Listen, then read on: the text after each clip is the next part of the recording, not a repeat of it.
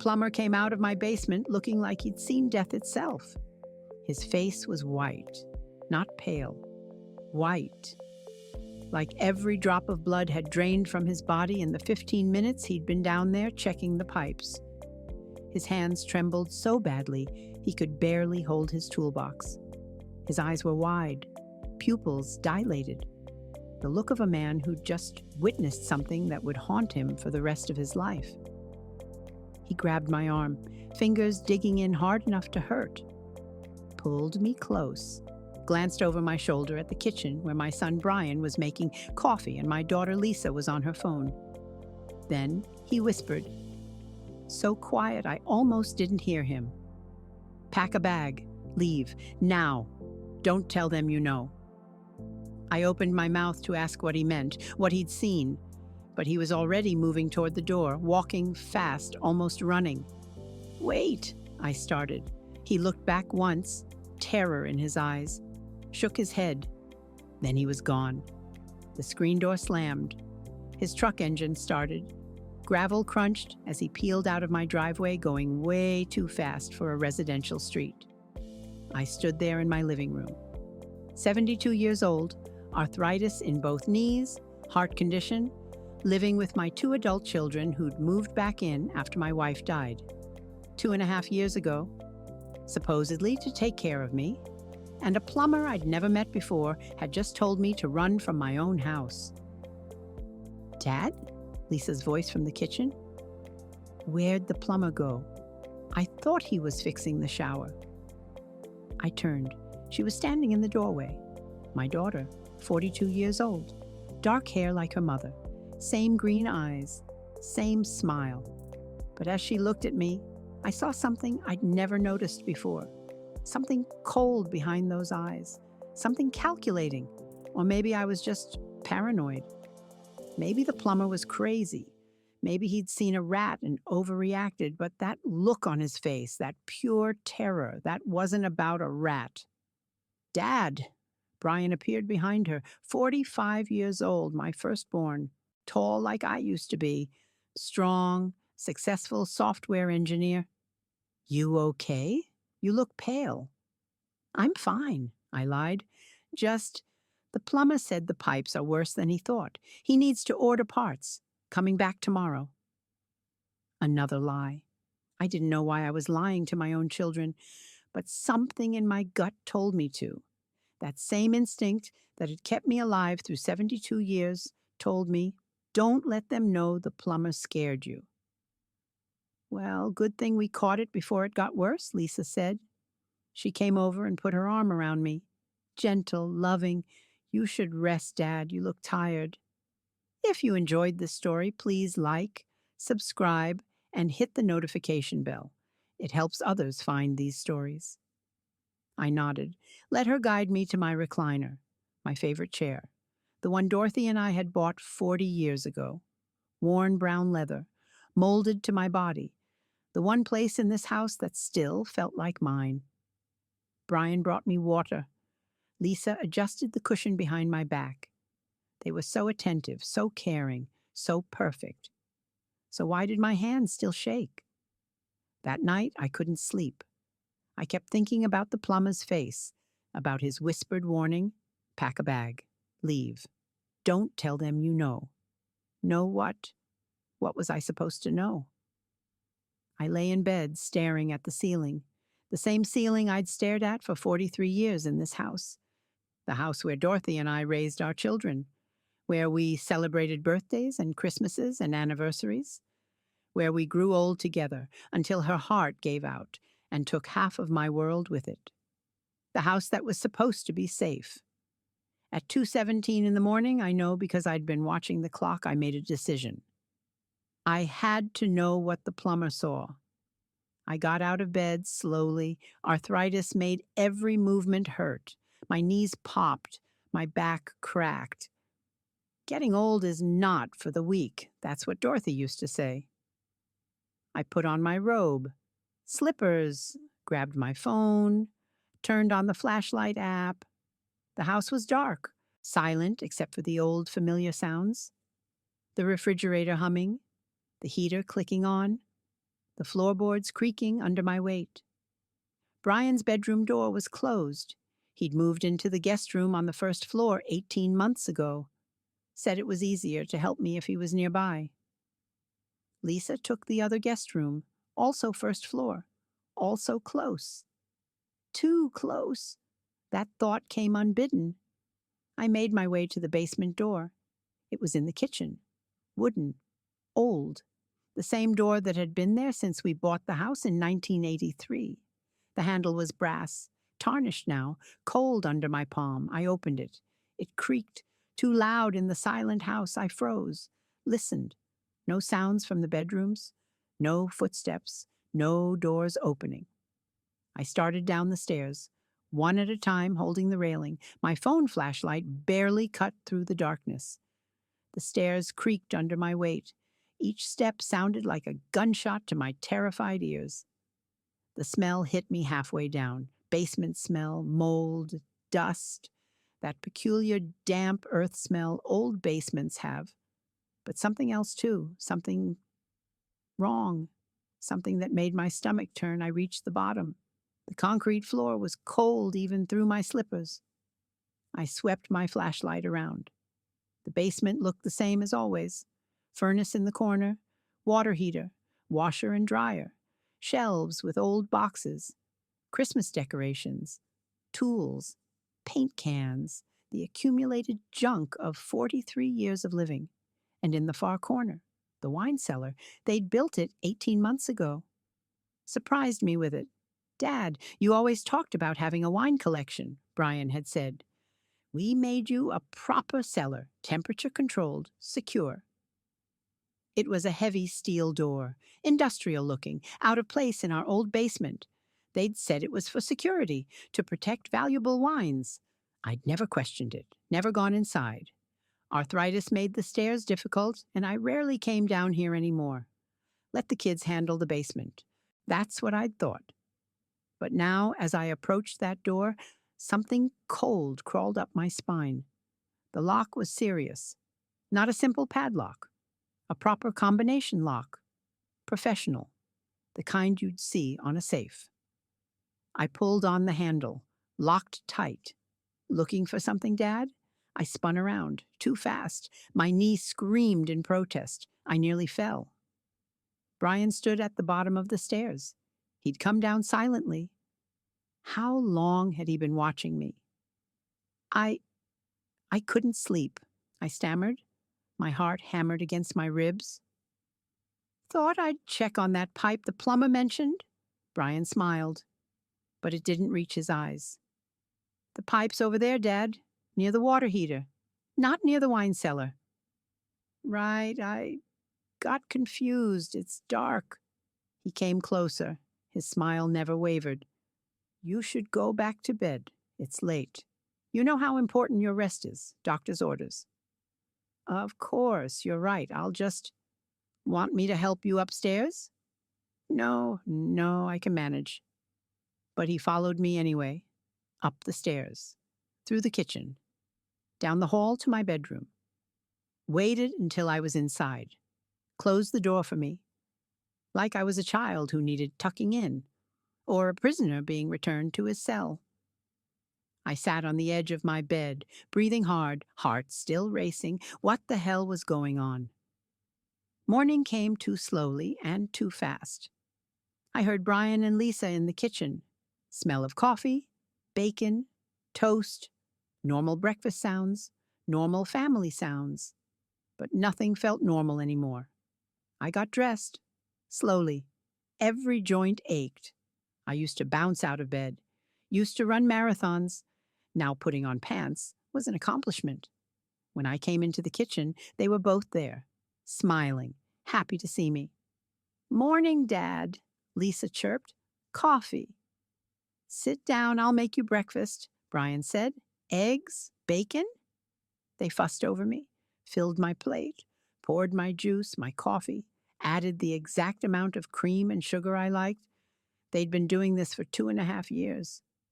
Since Dorothy died, moving back in, taking care of me, being perfect children.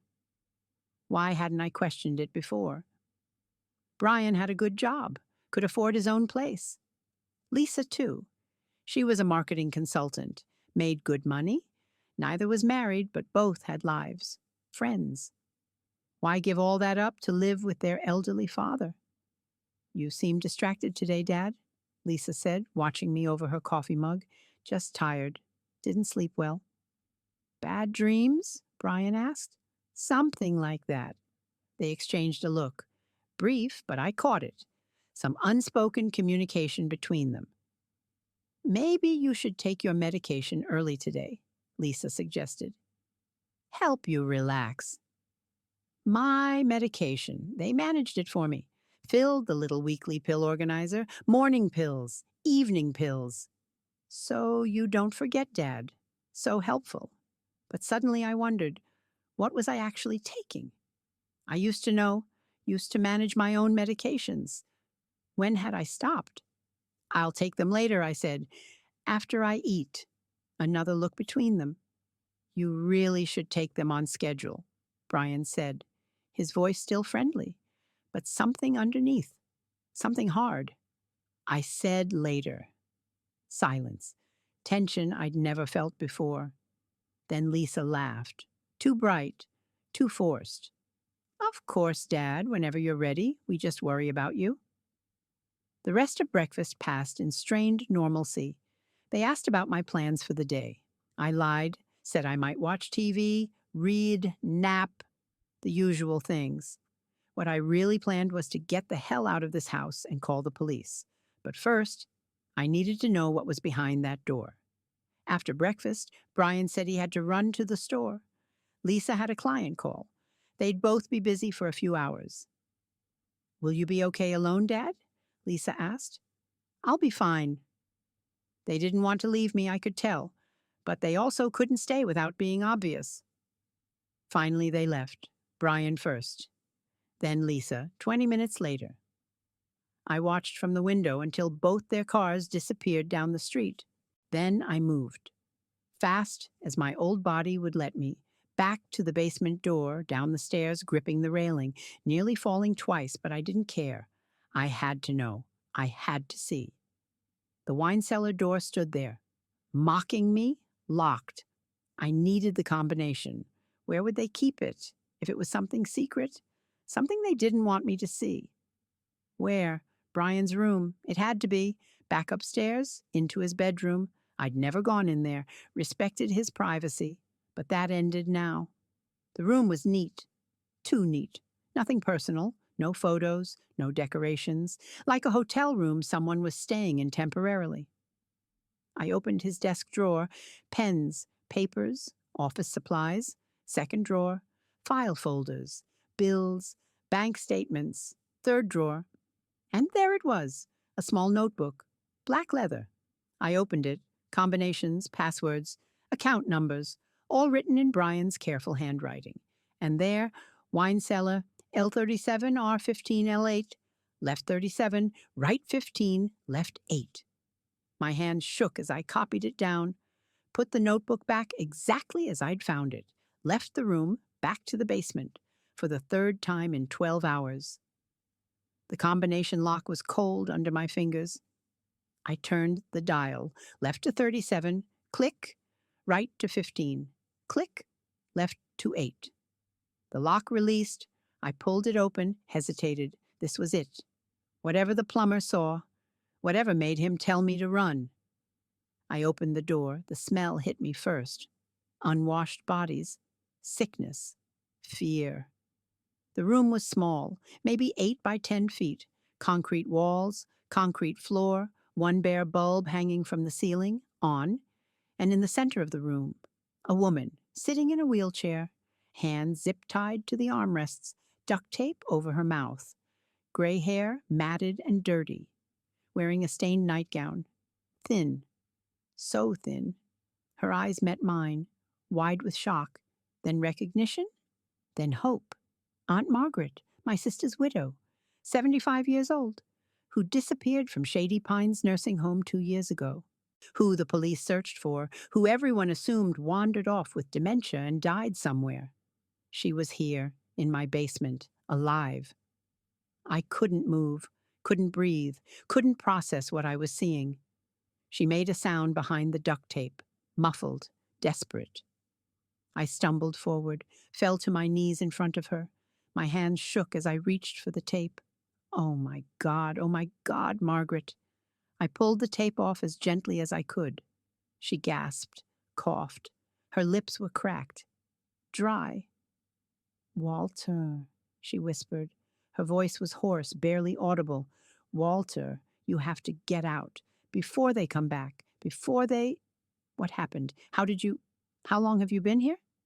2 years. 2 years, Walter. They took me from the nursing home, said you wanted to see me. I got in their car. They brought me here, drugged me. When I woke up, I was in this chair, and I've been here ever since. 2 years. 730 days. In my basement. While I lived upstairs.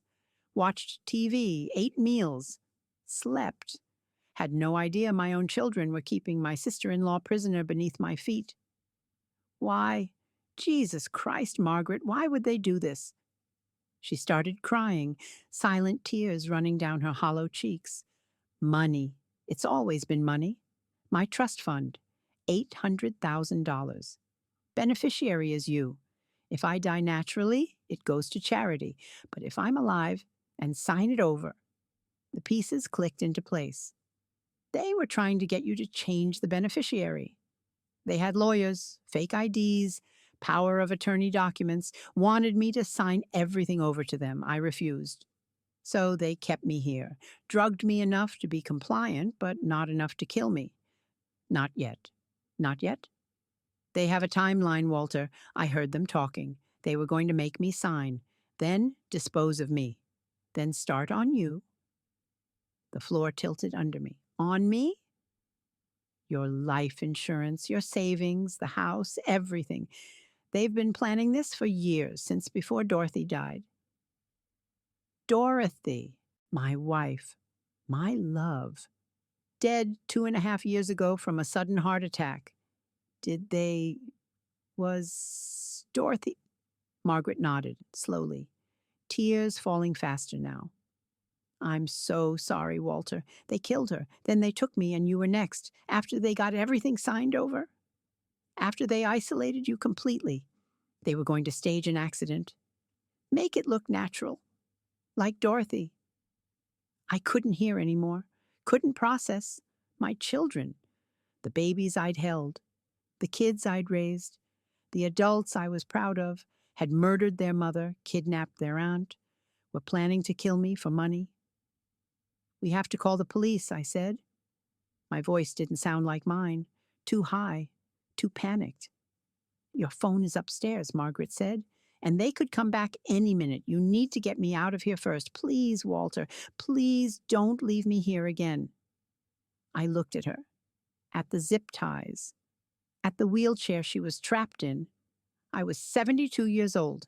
Arthritis, heart condition, weak. How was I supposed to get her out? But I had to. I had to try. I fumbled for the zip ties. They were tight, industrial strength. I couldn't break them with my bare hands. Wait here, I said. Stupid thing to say. She wasn't going anywhere. I ran to my toolbox, found wire cutters, ran back. Every second felt like an hour. Every sound made me jump. Were they coming back? Did they know I was down here?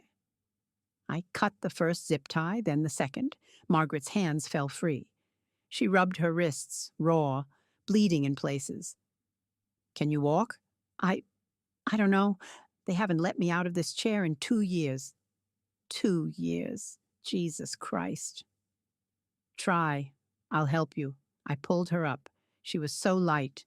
Nothing but bones. She tried to stand. Her legs buckled immediately. I caught her before she fell.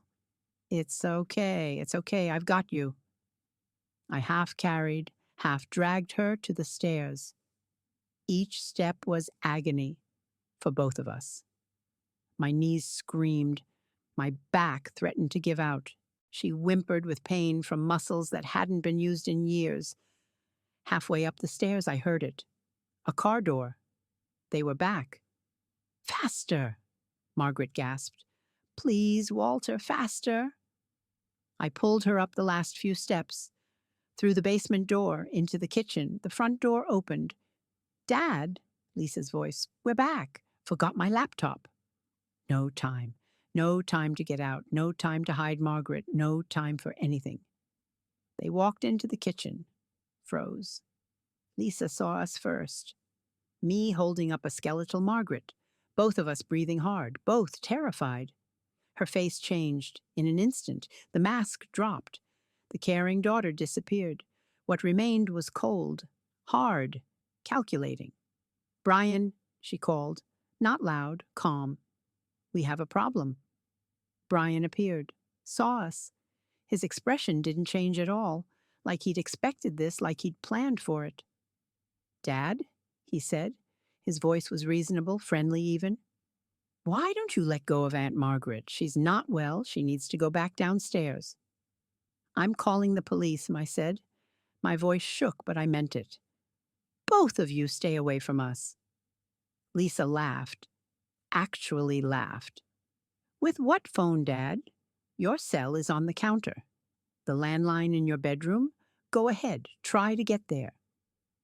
She was right. My phone was across the kitchen. My bedroom was down the hall. I'd have to let go of Margaret, and Brian was between us and any exit. Why? I asked. The only question that mattered. Why would you do this? Why? Lisa's voice dripped with contempt. Because you were going to give everything to charity, Dad. Everything Mom told us. After you die, the house goes to some homeless shelter. Your savings to some cancer research. We get nothing. After everything we've sacrificed. After putting up with your boring stories and your old man smell and your... Lisa, Brian interrupted. Not now. She glared at him but fell silent. Brian stepped closer. I pulled Margaret behind me. Useless. I was an old man. He was strong. But I had to try. This doesn't have to end badly, Brian said.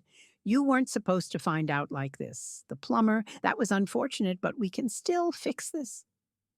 Fix it? My voice rose. You kidnapped your aunt. You murdered your mother. How the hell do you fix that? We didn't murder Mom, Lisa snapped. We helped her along. She was old, sick. It was mercy. She was 59 years old. She had decades left. And she would have spent those decades spending our inheritance, Lisa shot back. Do you know how much money you've wasted on charities? On helping people who mean nothing to you? That's our money, Dad. Ours. We earned it by being your children. I stared at these strangers wearing my children's faces, these monsters I'd raised, fed, loved, sacrificed for. I'm calling the police, I said again, even if I have to get past you, even if you kill me trying. I'm calling them, Brian sighed. We really didn't want to do this the hard way, Dad. He reached into his pocket, pulled out a syringe. What is that? Just something to help you sleep. Make you forget this little episode. We'll tell the doctors you had a stroke. Dementia, you imagined the whole thing. No one will believe you. He moved toward me. I backed up. Margaret whimpered behind me. Stay away from us. Dad, don't make this harder than it has to be. The front door crashed open. Everyone froze. Police, 4 officers, guns drawn, shouting commands. Hands up, now, both of you. Brian dropped the syringe, raised his hands slowly. Lisa did the same. Both of their faces showed shock, then fury, then calculation. Officers, Lisa said, her voice instantly changing, scared, confused. Thank God you're here. Our father, he's having an episode. He let the nursing home patient out of her room. We were trying to... Shut up, one officer barked. We know exactly what's going on here. Another officer approached me, gentle. Sir, are you Walter Morrison? I nodded. Couldn't speak. And this is Margaret Hayes? I nodded again. We got a call from Tom Hendricks, the plumber who was here yesterday. He reported what he saw, and we've been waiting for the right moment. Are you both okay? He needs to sit down, Margaret whispered. His heart. She was right. My chest hurt. Everything hurt. The officer helped me to a chair, helped Margaret to another. Someone put a blanket around her. Someone else took my blood pressure. More police came. Crime scene techs, photographers, paramedics. The house filled with people. They arrested Brian and Lisa, read them their rights, cuffed them. Lisa fought, screamed. He's crazy. He's old and confused. You can't believe him. Brian said nothing, just stared at me. Even in handcuffs, his face showed no emotion, no remorse, nothing. They led them both out. Brian went quietly, Lisa screaming the whole way, and I sat in my kitchen, my home of 43 years. Now a crime scene, with my sister-in-law who'd been imprisoned in my basement for 2 years while I slept upstairs. A detective sat across from me. She was young, maybe 40, kind eyes. She introduced herself as Detective Sarah Chen. Mr. Morrison, I know this is overwhelming, but I need to ask you some questions. Can you do that? I nodded. When did you first suspect something was wrong? Yesterday, the plumber, Tom Hendricks. He's the one who called us. After he left your house, he drove straight to the station, told us what he found. We started an investigation immediately. Why didn't you come yesterday? We needed evidence. If we'd raided the house based only on his word, a good lawyer could have gotten everything thrown out. We needed you to discover it yourself, to go down there, to see. Then we could act. So you knew she was down there, and you waited. I know how that sounds, but we had surveillance on the house. If things had gone bad, we were ready to move. But we needed to do this right, to make sure your children couldn't get away with any of this. She pulled out a file, opened it, showed me photos. Crime scene photos from the basement, from that room. Evidence bags with zip ties, duct tape, syringes, medications, and more. We found documents in your son's room, Detective Chen said. Forged wills, power of attorney forms, life insurance policies, all with your signature, all fake. She showed me my signature, over and over, on documents I'd never seen, signing away everything, my house, my savings, my life insurance. They've been planning this for at least 3 years, she continued, since before your wife died. They killed her. Margaret told me, did they? Did they really kill Dorothy? Detective Chen's face softened. We're exhuming her body. It will take time, but based on what we found, yes, we believe they did. Poison in her coffee over several months made it look like heart failure. My Dorothy, my sweet, loving Dorothy, murdered by our own children, slowly, painfully.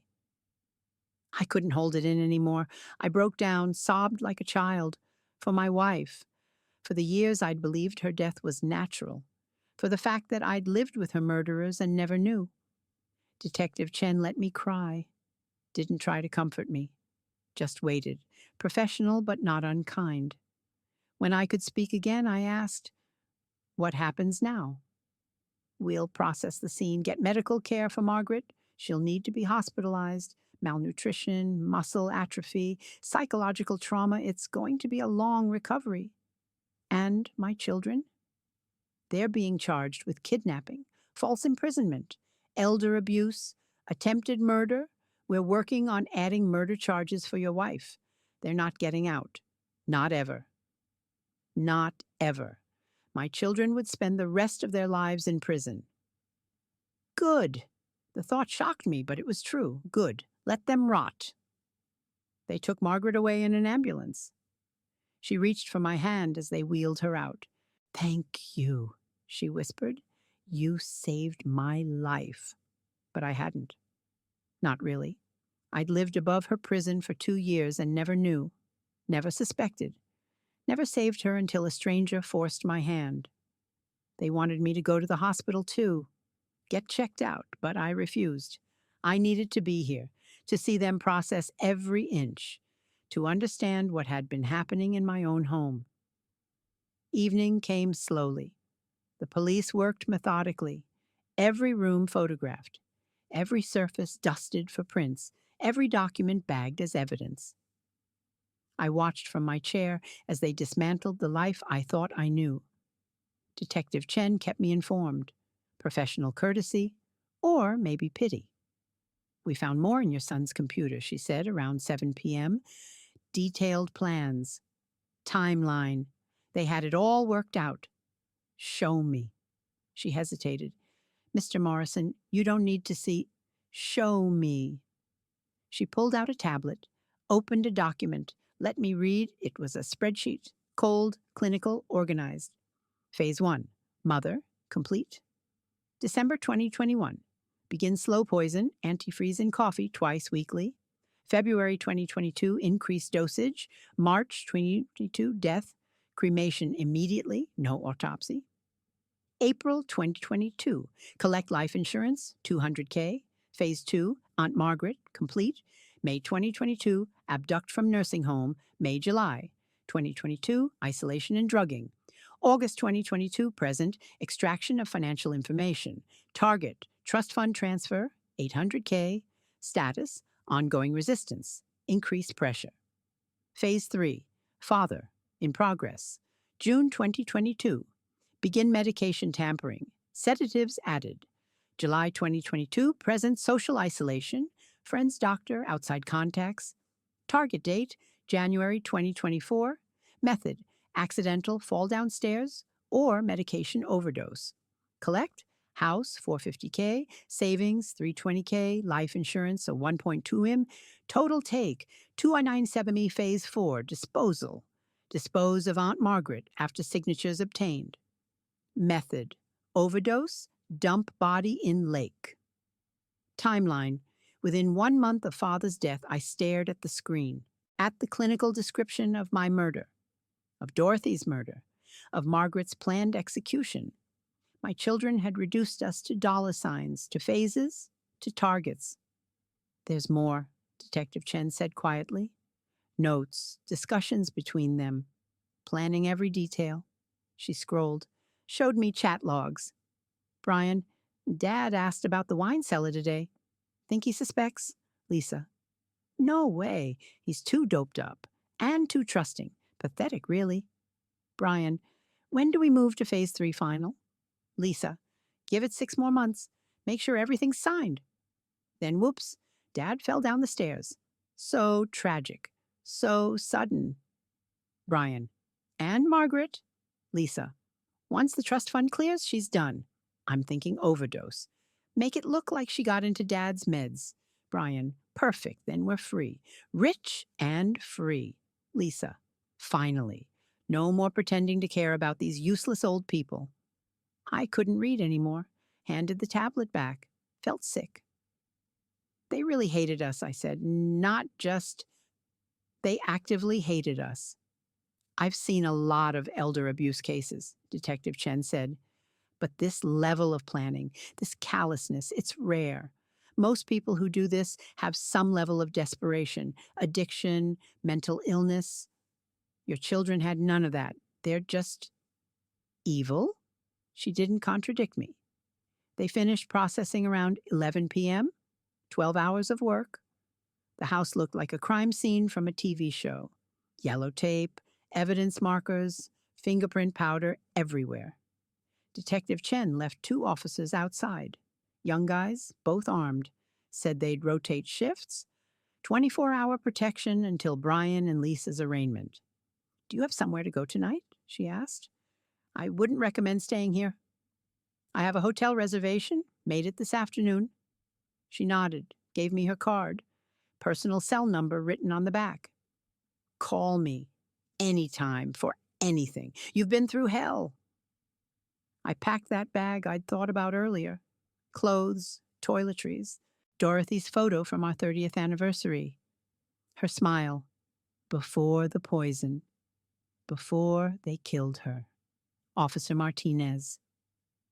One of the guards drove me to the hotel, carried my bag, made sure I got checked in safely, walked me to my room, checked the locks, the windows, the closet. I'll be right outside, he said. All night. You're safe. Safe, what a relative term.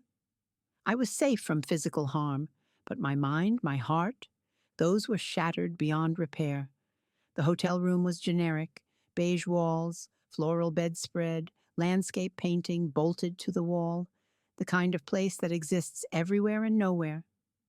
I sat on the bed, tried to process, failed. My phone rang, unknown number. I stared at it. Should I answer? Could be police, could be press, could be Dad. Lisa, her voice cracked, desperate. How did she get phone access? Please, Dad, please listen. I hung up, blocked the number, but it rang again immediately. Different number. Prison must have multiple lines. I turned the phone off, threw it across the room. It hit the wall, didn't break. Modern phones are too durable. I lay back on the bed, stared at the ceiling, and for the first time in 72 years, I wished I was dead. Not actively suicidal. Just done. Done with the pain, the betrayal, the knowledge that my own children, my own blood, had murdered my wife and would have murdered me without hesitation. I cried. Ugly, desperate sobs. The kind that shake your whole body. The kind that leave you gasping for air. Officer Martinez knocked on the door. Mr. Morrison, you okay in there? Fine, I choked out. Just fine. He didn't believe me, but he didn't push. Gave me privacy for my breakdown. I must have fallen asleep eventually, because I woke to sunlight streaming through thin curtains and my phone buzzing with messages.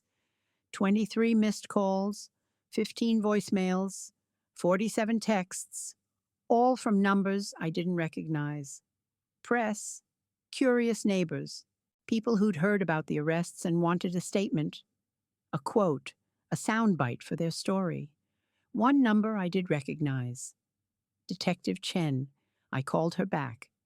Mr. Morrison, how are you holding up? I'm alive. Silence. Then, I need you to come to the station this afternoon if possible. We have more questions. And there's something we need to show you. Something in her voice made my stomach drop. What? Better if you see it in person. The police station was old. Brick building from the 1960s. Needed updating, but budgets are always tight. Detective Chen met me in the lobby, led me to a conference room. Small, windowless, table, chairs, recording equipment. Before we start, she said, I want to prepare you. What I'm about to show you is disturbing. If you need to stop at any time, just show me. She pulled out another tablet, pulled up video files. We found these on your daughter's laptop, hidden in encrypted folders. Took our tech guys all night to crack them. She pressed play. The video was dark, grainy, security camera footage, date stamp in the corner, May 15th, 2022. 2 years and 1 month ago. The location, a nursing home hallway, shady pines where Margaret lived. I watched as Lisa walked down the hall, casual, confident, wearing scrubs, looking like staff. She entered a room, Margaret's room. The camera angle switched, inside the room now. Margaret in bed, sleeping. Lisa approached, gentle like a caring nurse, shook Margaret awake. I couldn't hear the audio, but I could read lips, could see Margaret's confusion turn to recognition, to joy. Lisa, what a surprise! Lisa helped her up, helped her dress. Uncle Walter wants to see you. Surprise visit. Come on, let's go. Margaret, trusting, followed. They walked down the hall, out a side door, to the parking lot. Brian was waiting in a car. Margaret got in the back seat, still smiling, still trusting. The video ended. Detective Chen pulled up another file. This is from that same day. Traffic camera 3 miles from your house. The video showed Brian's car pulling into a gas station. He got out, pumped gas, went inside to pay.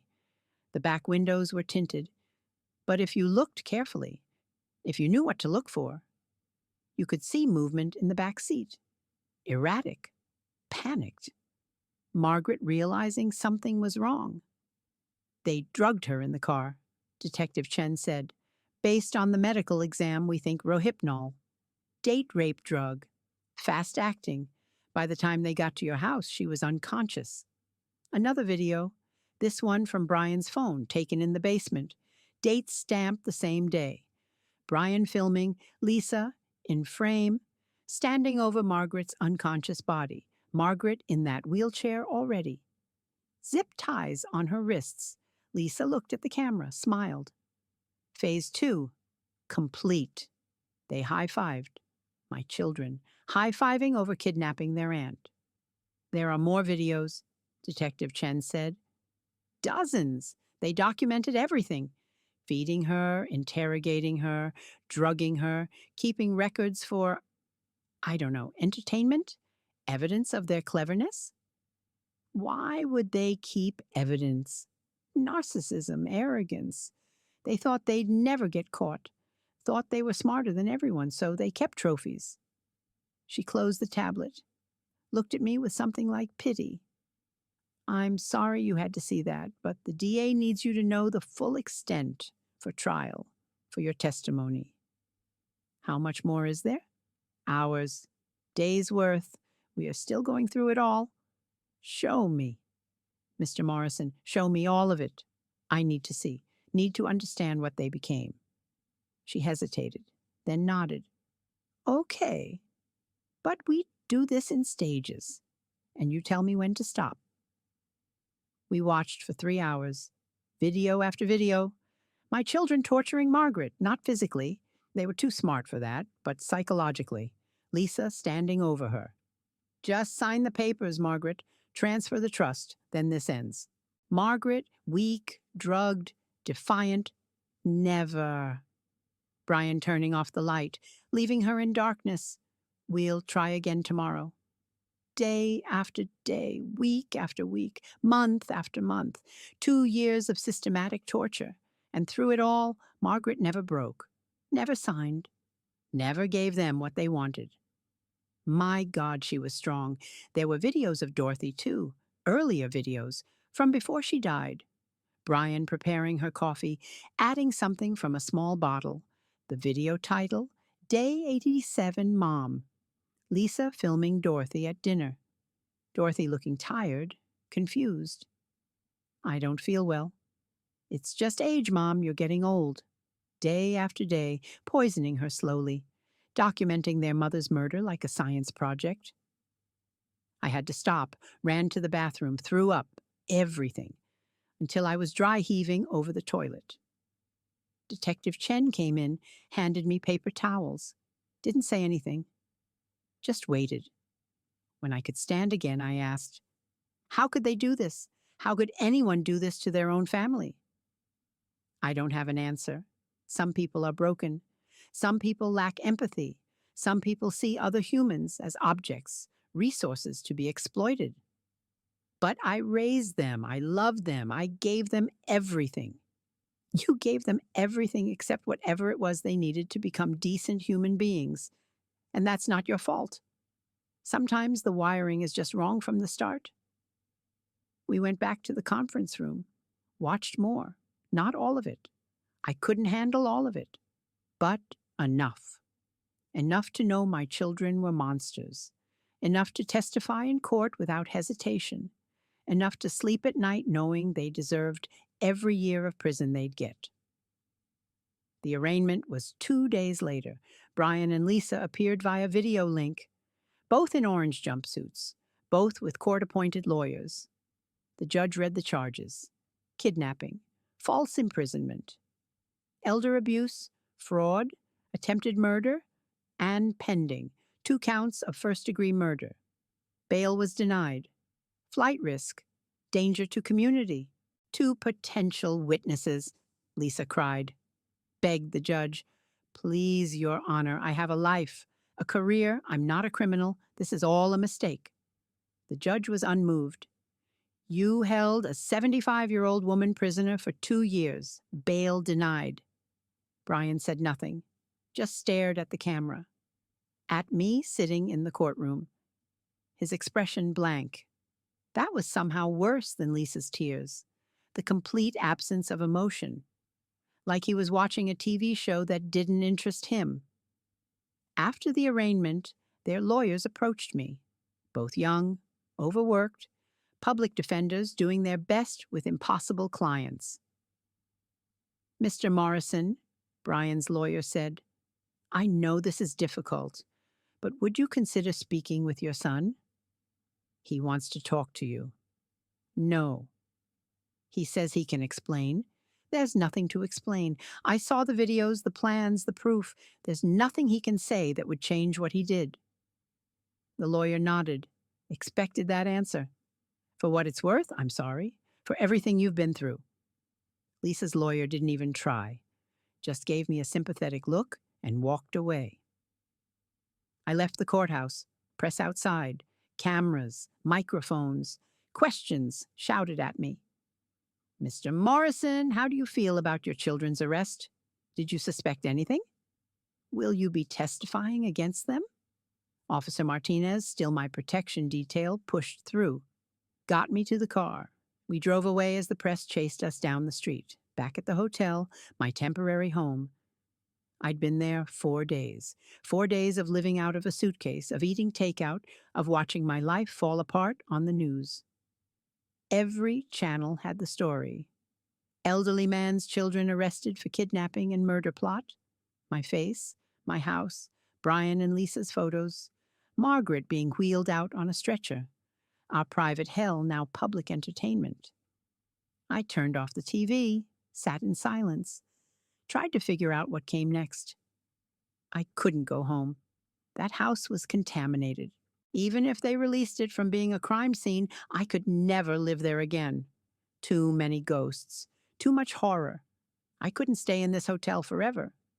But where else could I go? My friends. I hadn't spoken to most of them in years. Brian and Lisa had isolated me so completely.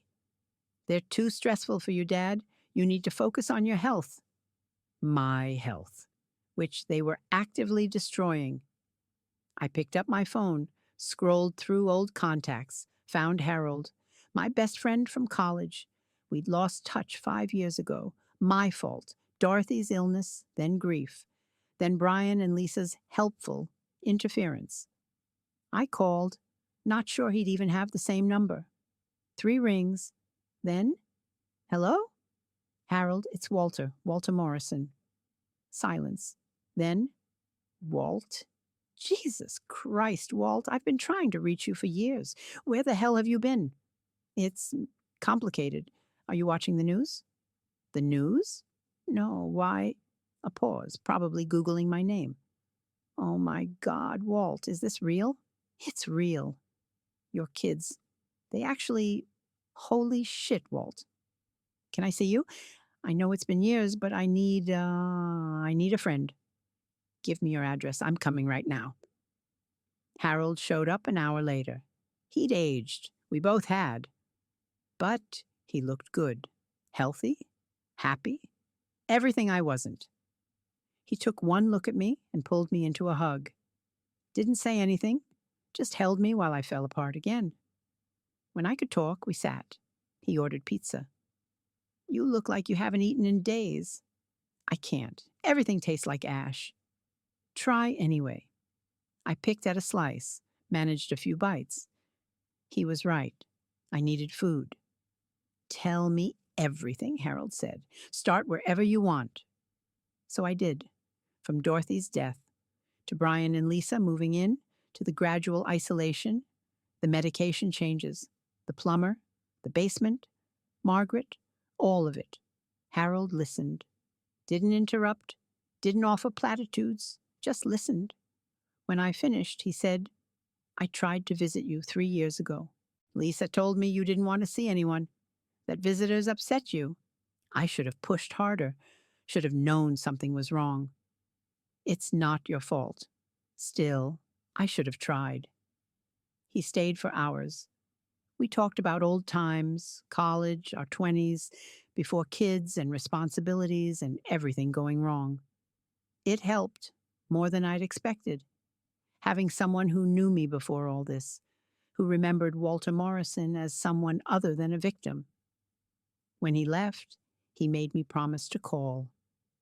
Every day. Even if it's just to tell me you're still breathing, I want to hear from you. I promised.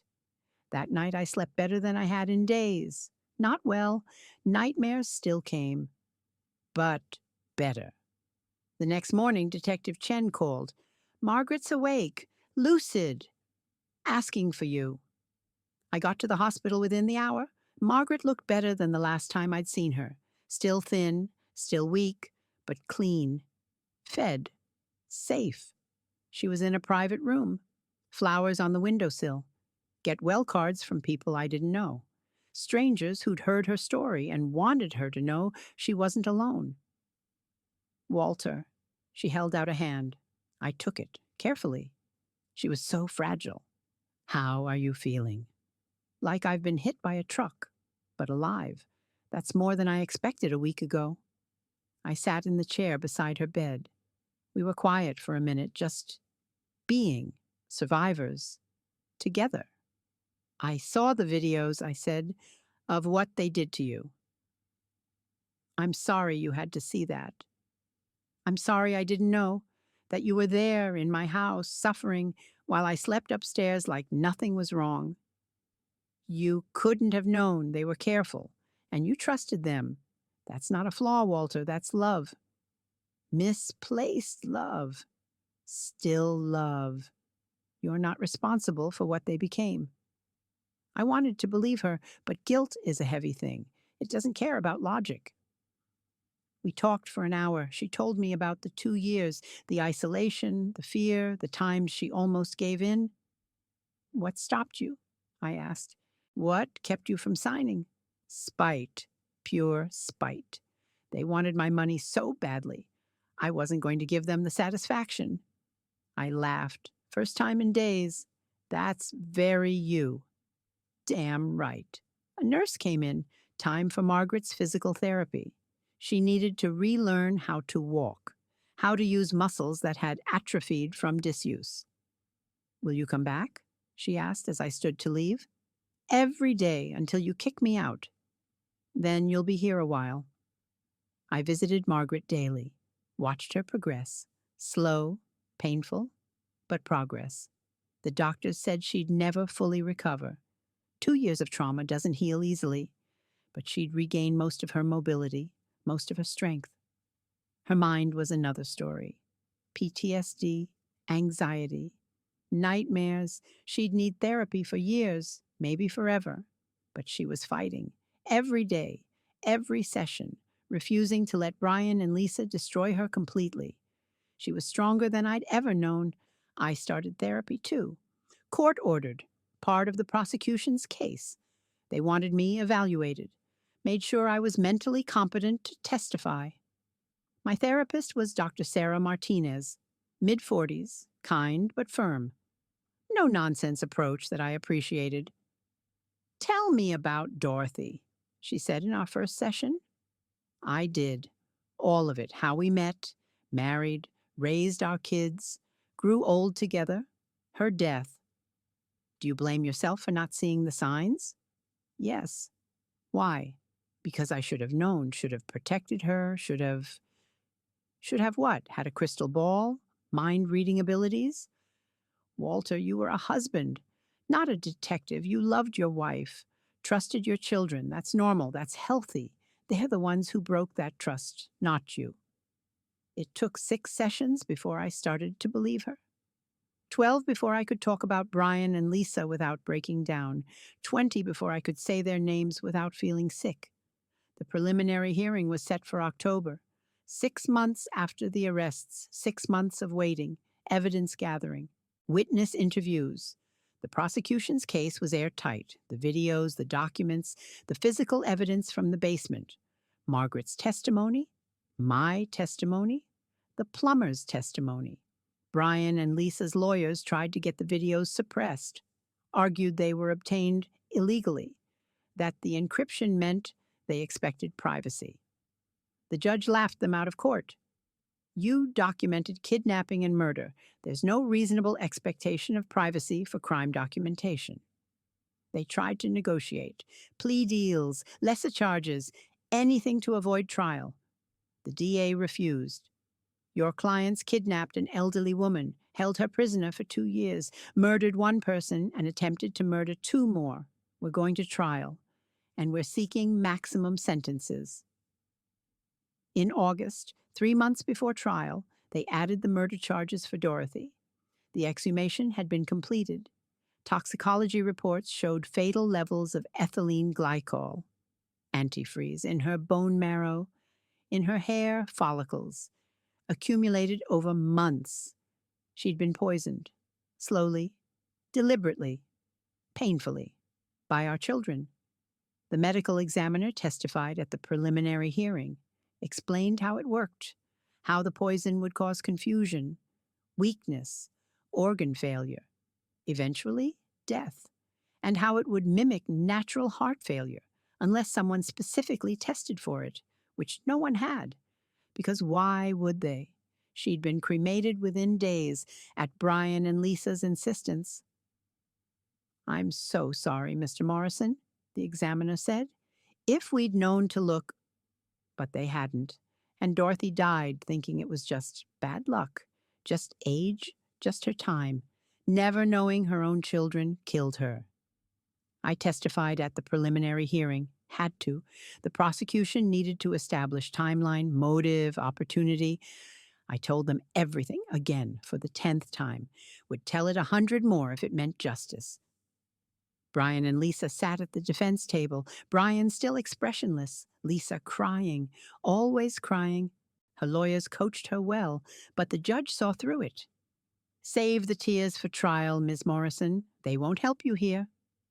The judge ruled enough evidence to proceed to trial. All charges, no dismissals. Trial date set, November 15th, 2 months away. 2 months to prepare, to steel myself, to get ready to face my children in court and tell the world what they'd done. I moved out of the hotel in September, couldn't afford it long term, couldn't stay in my house, needed something temporary. Found a furnished apartment, month-to-month lease, small, 1 bedroom, but clean, safe, mine. Harold helped me move. Wasn't much to move. I'd left almost everything at the house. Didn't want it. Didn't want the memories. Started over with basics, bed, table, chairs, TV. Enough to exist. Margaret was released from the hospital in October, moved to an assisted living facility. Nice place, staff who cared, security. She needed the protection, the peace of mind. I visited 3 times a week. We'd have dinner in her room, watch TV, talk about nothing, everything, anything except what happened. Healing, both of us. Slow, but happening.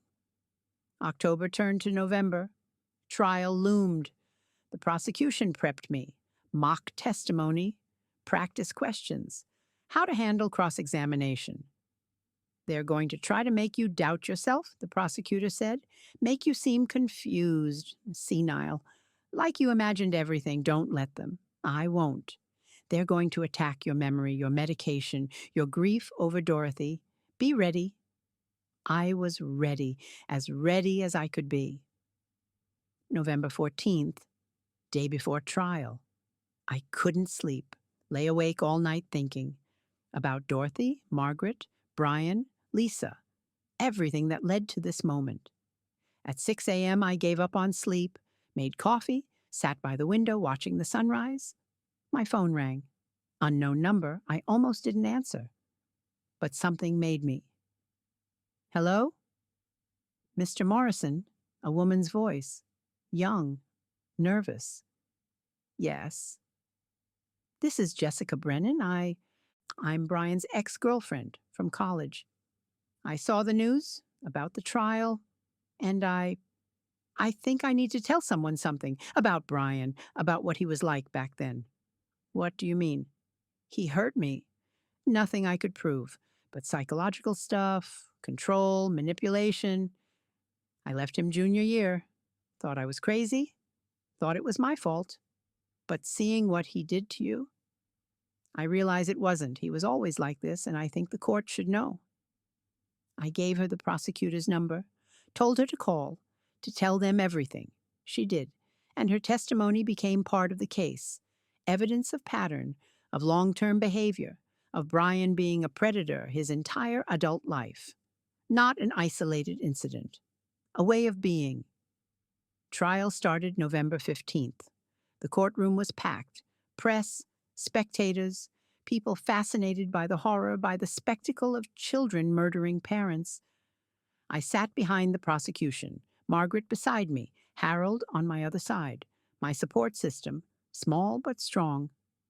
Brian and Lisa sat at the defense table, separate lawyers, separate strategies, already turning on each other. The judge entered. Judge Patricia Holloway, 50s, stern, fair, no tolerance for games. Are both sides ready to proceed? Yes, Your Honor. And it began. Opening statements. The prosecution laid it out. Clear, clinical, devastating. Ladies and gentlemen of the jury, this is a case about greed. About two adults who decided their parents' lives were worth less than money, who murdered their mother, kidnapped their aunt, planned to murder their father. All for inheritance they hadn't even earned. The evidence will show systematic, planned, cold-blooded crimes spanning 3 years. And at the end of this trial, we will ask you to hold them accountable, fully, completely, without mercy. The defense tried to muddy waters, suggested I was confused, that Margaret was complicit, that Dorothy's death was natural and the rest misunderstanding. No one believed them. You could see it in the jury's faces, skepticism, disgust. The trial lasted 3 weeks, witness after witness, evidence after evidence, building an unshakable case. Tom Hendricks testified. The plumber told the court what he saw, how he knew immediately something was terribly wrong.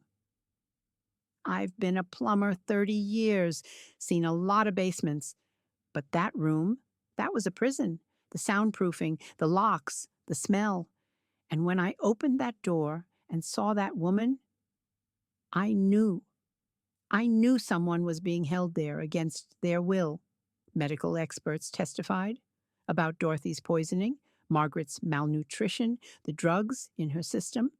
Financial experts testified about the forged documents, the stolen money, the systematic fraud, and then it was my turn. Week 2, day 3. I walked to the stand, raised my right hand, swore to tell the truth, and I did. For 6 hours over 2 days, I told the story. Every detail, every moment, every horror. The prosecutor asked questions, gentle, leading me through.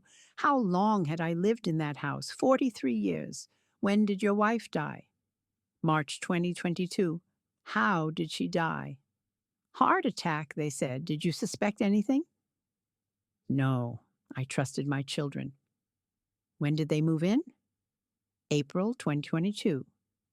Said they wanted to take care of me. Did things change after they moved in? Yes. Gradually.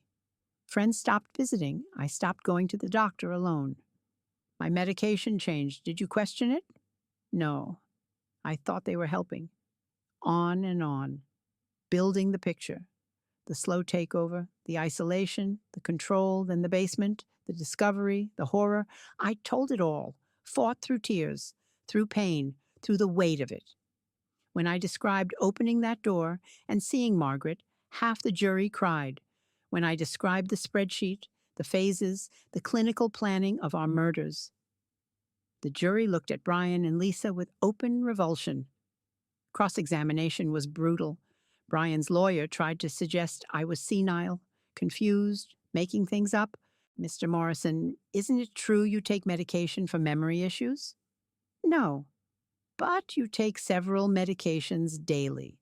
For blood pressure, arthritis, normal elderly care, nothing for memory. Are you certain? Perhaps you forgot. I'm 73 years old, not brain dead. I know what I take.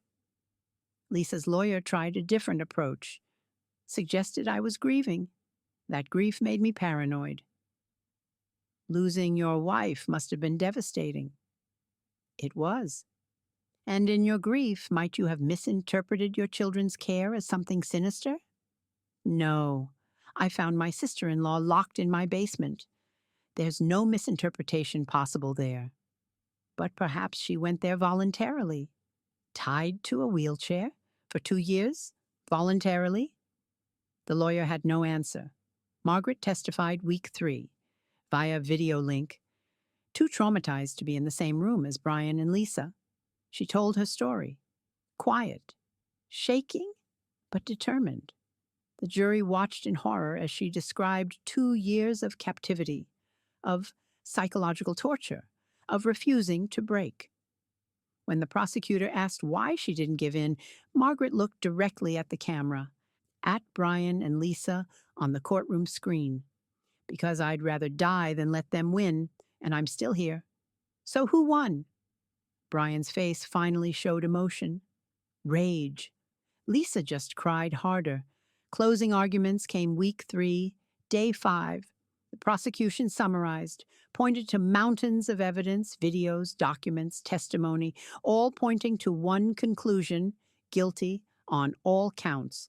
The defense tried, suggested reasonable doubt, suggested misunderstanding, suggested anything but what clearly happened. The jury deliberated 4 hours. Guilty.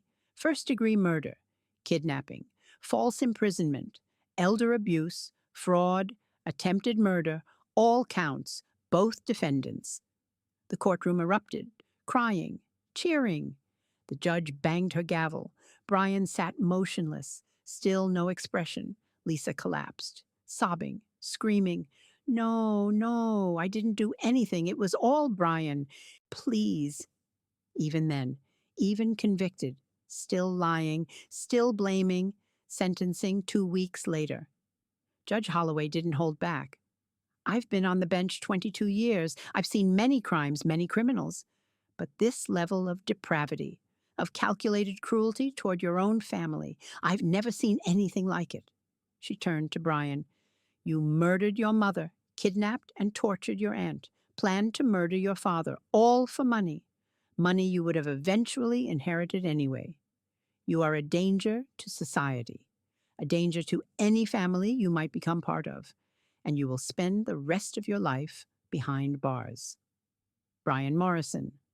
Life without parole for murder, plus 35 years for kidnapping and other charges, to run consecutively. Then Lisa. Ms. Morrison, you claim your brother made you do it, that you were forced. But the evidence shows you were the mastermind, the planner, the one who kept meticulous records. You're not a victim. You're a predator. And like your brother, you will die in prison. Lisa Morrison.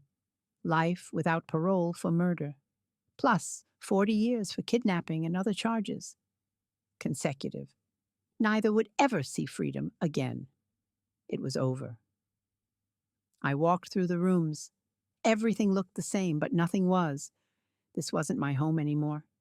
It was a place where my wife was murdered, where my sister-in-law was imprisoned, where my children planned to kill me.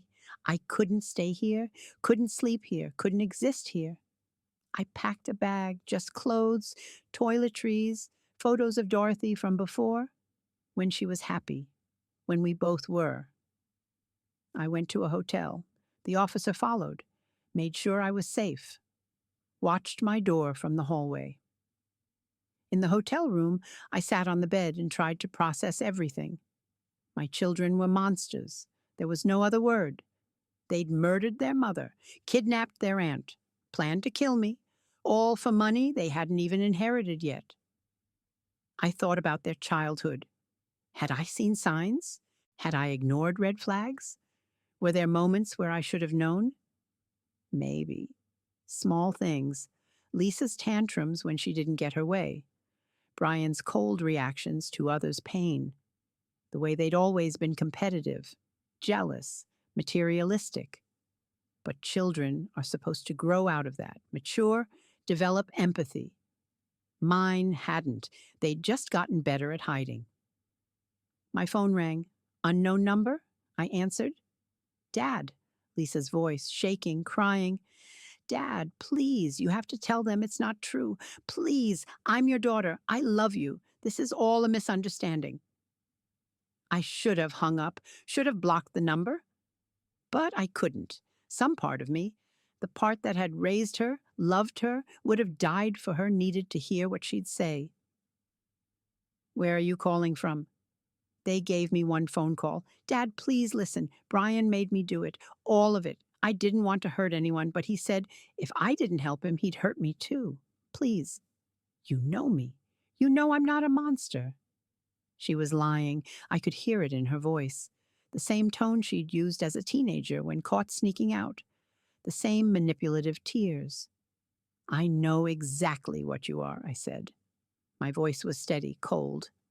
You murdered your mother. You tortured your aunt. You were going to kill me for money, not because Brian made you, because you wanted it. No, Dad, no, Goodbye, Lisa. I hung up, blocked the number, then Brian's, then every contact who might try to reach me on their behalf. They were dead to me. More than dead. They never existed. The weeks that followed were a blur. Police interviews, grand jury testimony, meeting with lawyers, sorting through documents to figure out what was real and what was forged. They'd stolen from me for 3 years, small amounts at first. From my savings, my checking account, forging my signature on checks, taking cash, building up to bigger crimes. They'd isolated me, slowly, cutting me off from friends. They're too much stress for you, Dad. Ah, from my doctor. We'll take you to appointments. From any outside contact.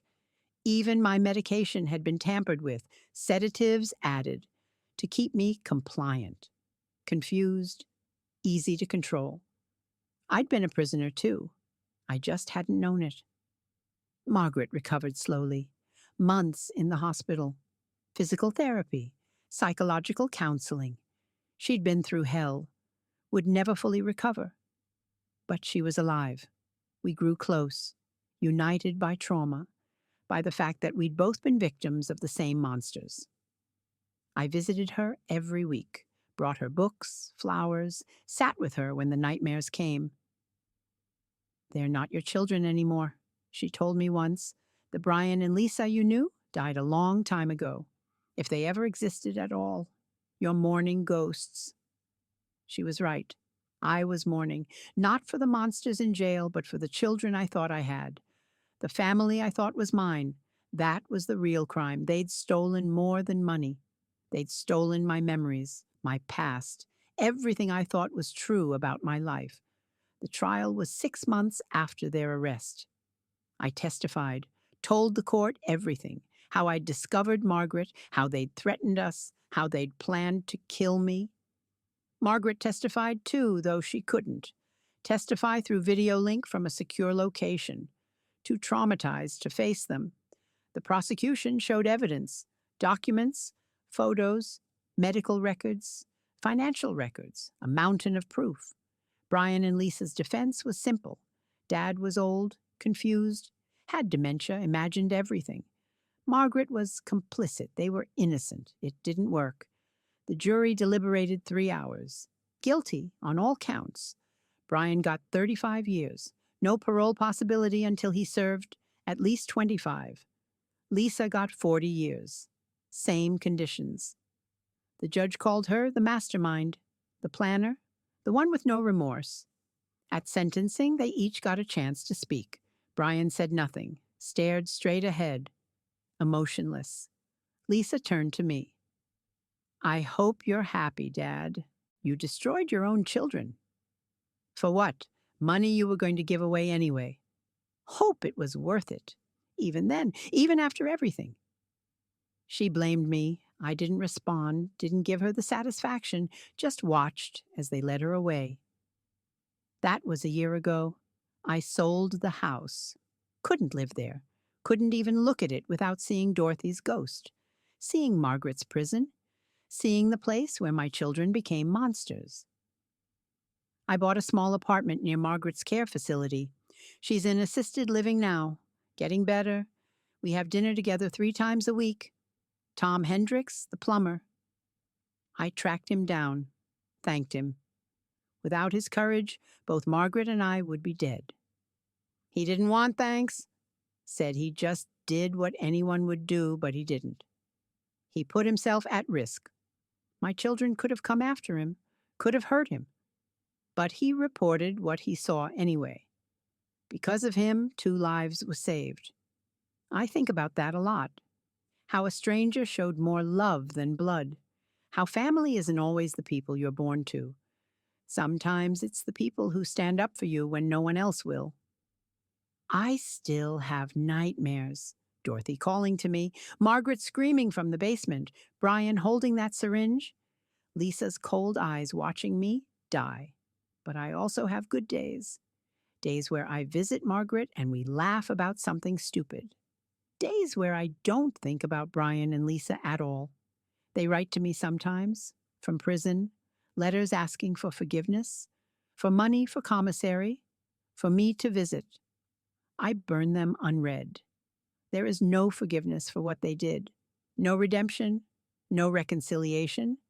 They killed my wife, tortured my family, tried to kill me. They deserve every day they spend behind bars. And I deserve to live the rest of my life without them. I'm 73 now. Older, weaker, but also stronger in ways I never knew I could be. I survived. Margaret survived. We're building new lives from the ashes of our old ones. And sometimes late at night, when the apartment is quiet and I'm alone with my thoughts, I thank God for that plumber. For Tom Hendricks, who had the courage to say something when he saw something wrong. Because without him, I'd be dead. Another accidental victim of caring children. Instead, I'm alive, and they're where they belong.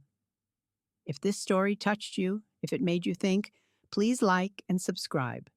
Share it with someone who needs to hear it, because elder abuse is real, financial exploitation is real, and sometimes the people who are supposed to love you most are the ones you need to fear. Watch for the signs, trust your instincts, and never be afraid to ask for help, because you deserve to be safe, to be loved, to live without fear. And anyone who makes you feel otherwise, even family, isn't worth keeping in your life.